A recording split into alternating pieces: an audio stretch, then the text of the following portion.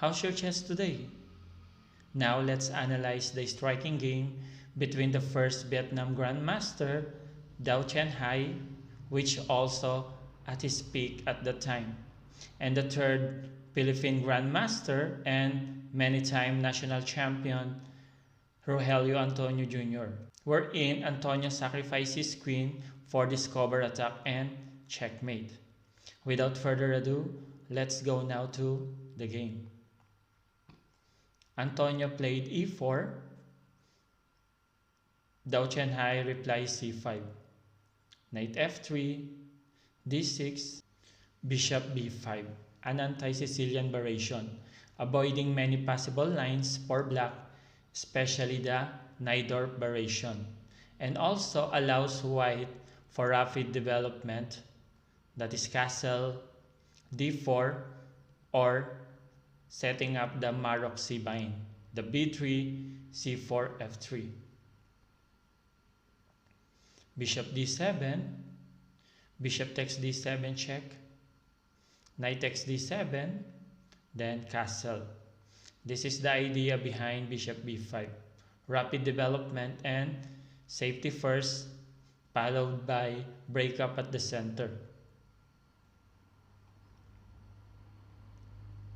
Knight gf6, queen e2, a useful square for white queen, and placing the rook at d1 and opens up with d4.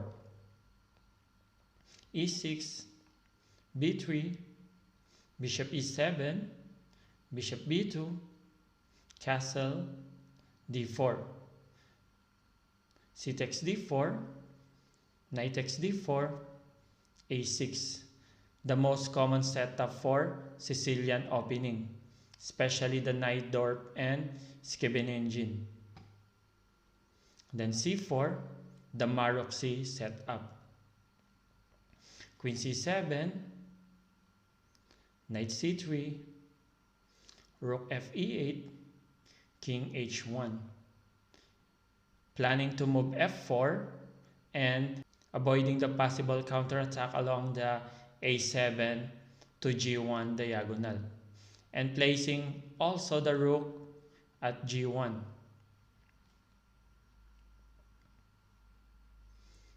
Knight f8, f4, the start of kingside attack. Knight 6 to d7, rook a d1, rook a d8, queen h5, g6, queen h6, bishop f6, rook f3, bishop g7, a blunder with high-rated player. But no one is perfect, even the world champion made a blunder. Black overlooked the possible threat along a1 to h8 diagonal, especially this cover attack by bishop at b2, by knight f5, then knight h6 checkmate. Better is queen a5. After queen a5, f5 interesting, bishop g7, queen h4, knight e5, then rook f1, and white has initiative. After bishop g7, now we reach one of our chess puzzles. And some answered knight f5, which is bad move. After e takes f5, queen takes g7, king takes g7, knight d5 check, king g8, knight takes c7, rook takes e4. Black is better because of extra pawn, and some answered knight d5. But after knight d5, bishop takes h6, knight takes c7, rook e7, knight takes a6, e5. Because they answer this, they analyze b takes a6 but wrong.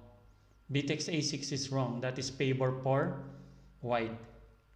After knight c6, rook e8, knight takes d8, rook takes d8, rook takes d6.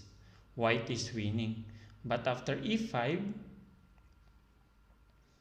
f takes e5, d takes e5, bishop a3, rook e8, knight b5, knight b8,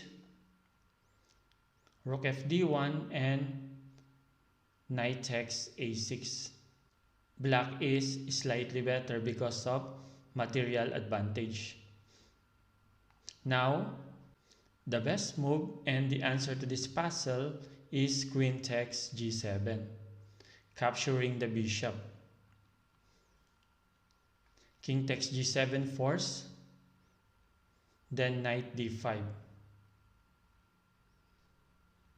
E takes d5, if e5, then knight takes c7. E takes d4, knight takes e8, rook takes e8, rook takes d4. White is winning because of exchange up and active rook along the d file. After e takes d5, knight f5 check, king g8 force, then knight h6 checkmate. Again, thank you for continue supporting us. Thank you for watching this video. Good luck and have a great day, GMGers.